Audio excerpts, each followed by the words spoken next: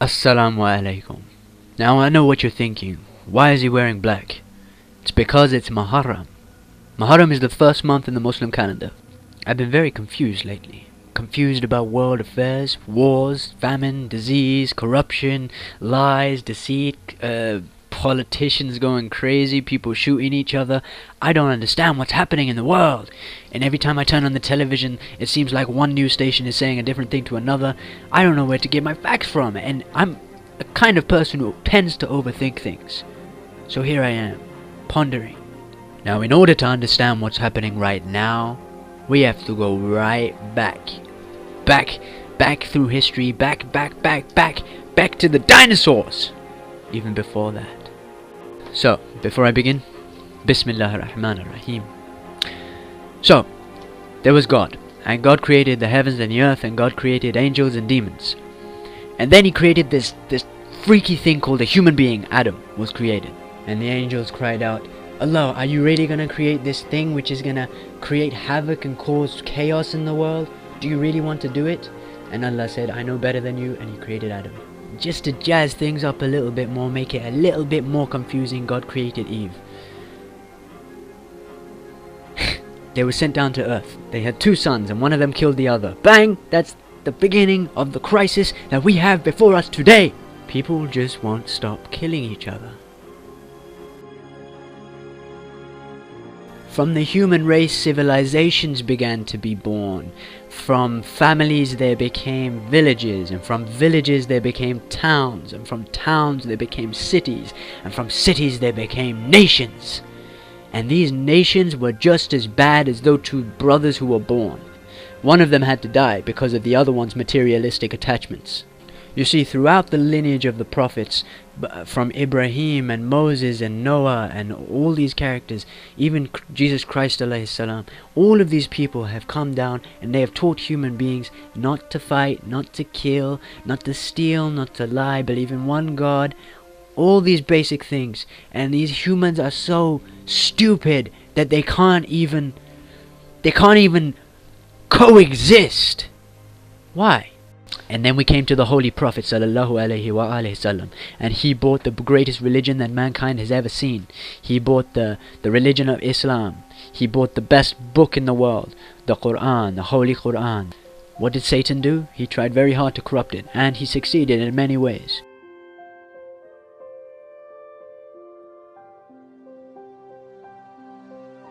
The true religion of Islam is very much hidden. It can't be discovered just by reading a book or two. No, you have to search and search and search for your entire life until you find this religion. Now, one of the greatest tragedies to ever have befallen the human race is imperialism. Now, this is just going to be a very brief explanation of imperialism.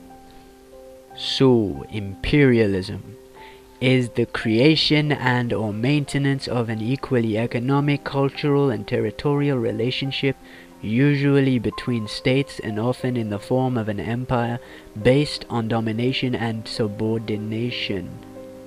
What the heck is that? Let me explain it in my own way. We're gonna zoom ahead a little bit in history just so that we can get a brief understanding of what imperialism actually is and what it has become. So, imperialism. There was this country called Britain. Here it is, little country right here. Britannia ruled the waves. They say that because it truly did. It went right over here to India.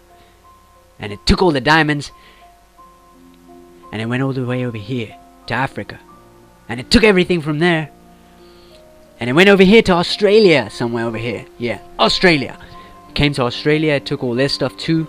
And then it went to all these other countries, man. You invaded, you stole them. You are the biggest pirates of them all. So then there was this amazing country called America. Here it is, America. And the cool thing about America is it was inhabited. It was inhabited by lots and lots of people. They were called Red Indians, Native Americans. They were called whatever you want to call them, but there were people living there. And then you guys, you somehow just thought, okay, we're gonna go over there, we're gonna kill all these people and take over their land and make it ours.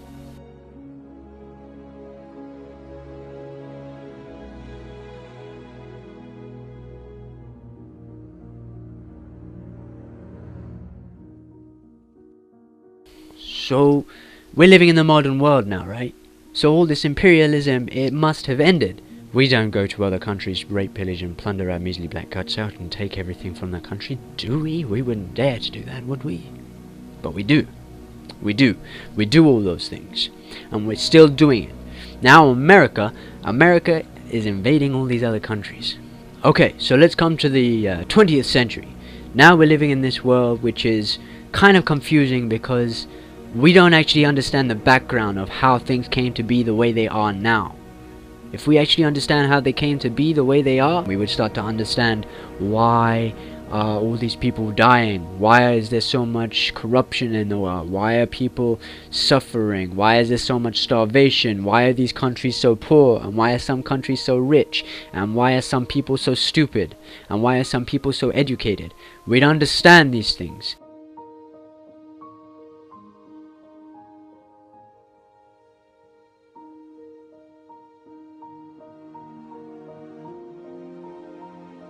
You want to know why a place like Guatemala is here, right here. This place here is Guatemala.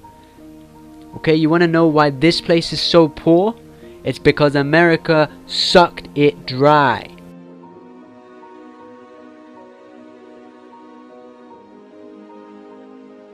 The United States of America sucked this country dry, and you try to do it in every nation on earth. So let's look at the 20th century. Let's look at after 9/11, because that's the catalyst. That's the real catalyst. Before this, it was just about money and greed and power and wealth. After this, it's become about a direct assault on Islam.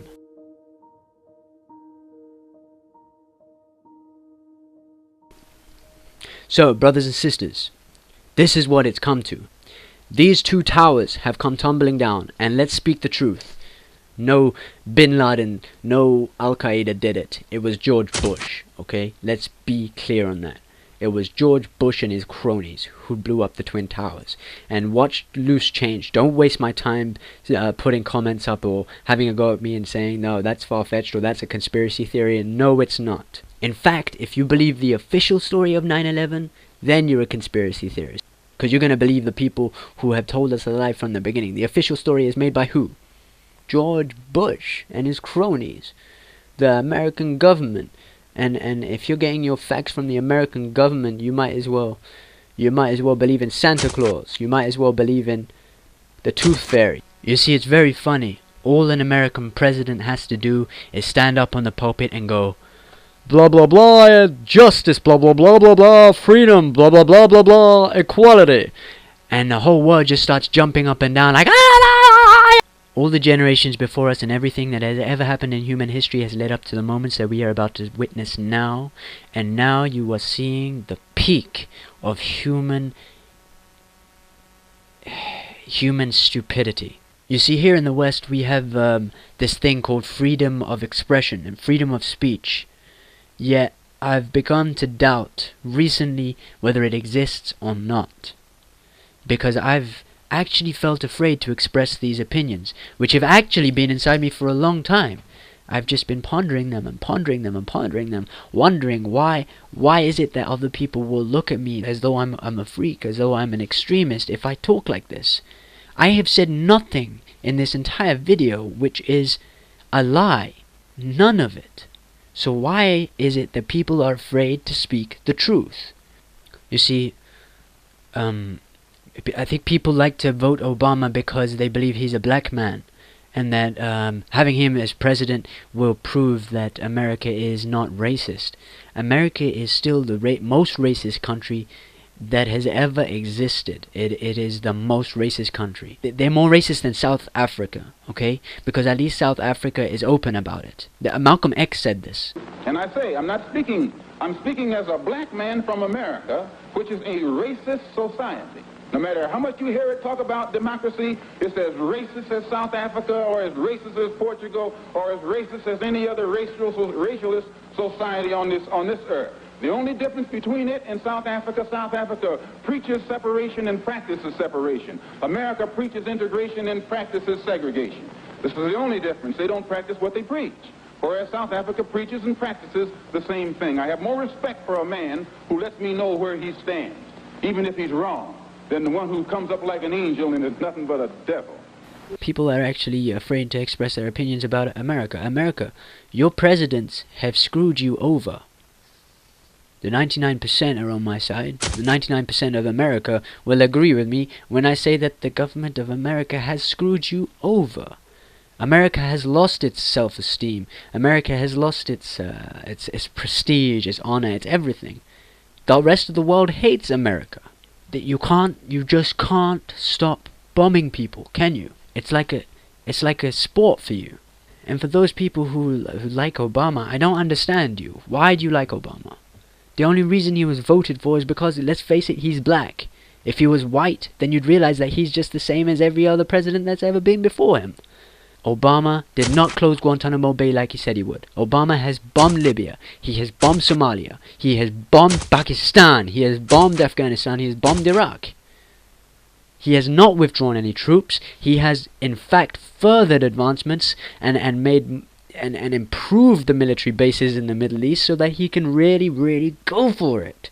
Really go for that Third World War, Obama. Go for it.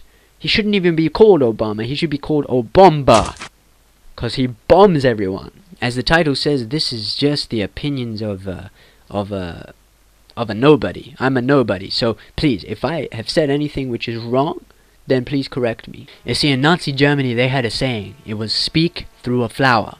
I'm not going to. Never. Speak through a flower. And what that basically meant was that you should only say sweet-smelling things about Hitler and his government. I'm not going to, because the government right now, it's worse than Nazi Germany. Nazi Germany was open about it. They said, right, we're going to kill all the Jews, the gypsies, and all these people. We are going to kill them all, because we're evil, and that's what we're going to do. What you're going to do about it? America, you are covertly murdering masses and masses of people. This is genocide. You look at the Middle East, it's genocide. All these people that are dying, it's genocide. When the United States has crumbled and the West has depleted all its natural resources, and it becomes dependent on those third world countries again, which will happen, inshallah. When that happens, history is going to teach that America was this evil that they would bomb and bomb and bomb and bomb and bomb. And Britain was this evil that they would bomb and bomb and bomb and bomb and bomb. I am so sick of being treated like I cannot express myself. Why should I not be able to express myself? I posted something on Facebook not a while ago. And you know what that something was? It was, I am not afraid of anybody else for their political views. So why should I be feared for mine?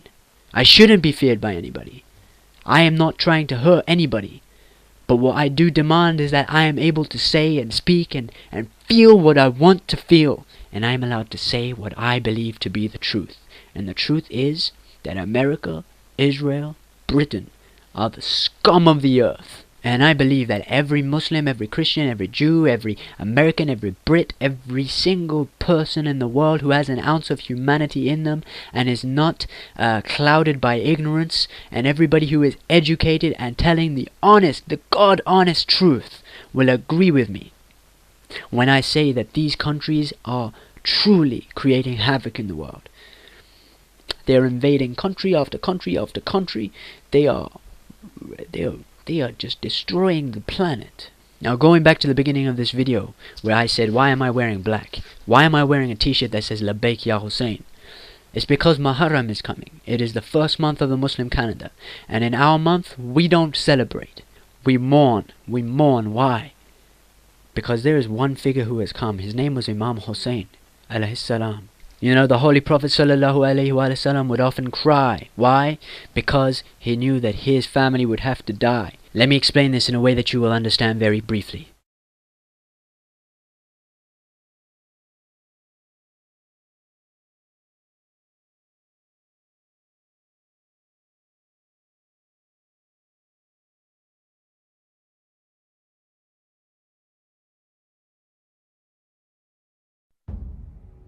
You see, not many people know it, but the Holy Prophet ﷺ had a daughter.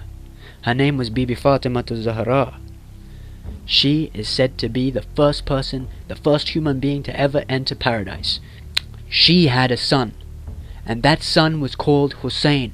In all human history, there has never ever been a moment in time where a human being has given everything he could possibly have for the sake of a cause, except for Karbala.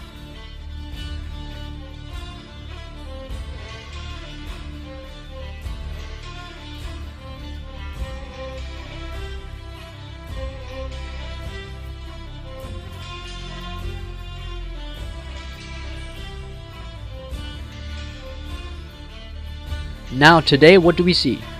We see the American people rising up. We see the British people rising up. We see the people in the Middle East, the most oppressive countries in the world. Those people, they are rising up. Against who? Their tyrannical leaders. They are rising up everywhere. They call it the Muslim uprising, the Islamic uprising. But actually it's not. It's a humanitarian uprising. It's the uprising of humanity against these self-proclaimed kings. Now, Labbaik ya Hussein, what does it mean? Labbaik ya Hussein, it means I'm with you, O Hussein. And Hussein is that man who taught us how to struggle. He taught us how to fight tyrants. To those Muslims who aren't paying attention to the message of Imam Hussein, you're really missing out. Because even a Hindu man like Mahatma Gandhi realizes the caliber of this man, understands the amazing feats that Imam Hussein achieved in Karbala. Even Mahatma Gandhi, he says, the victory of Hussein, despite his minority, marvels me. That's a Hindu man speaking about it. Think about it. A Hindu man understands the caliber of Imam Hussein, and we don't? You know, when Mahatma Gandhi was trying to liberate India from the British imperialistic rule, do you know how many people he took with him on the Salt March? 72.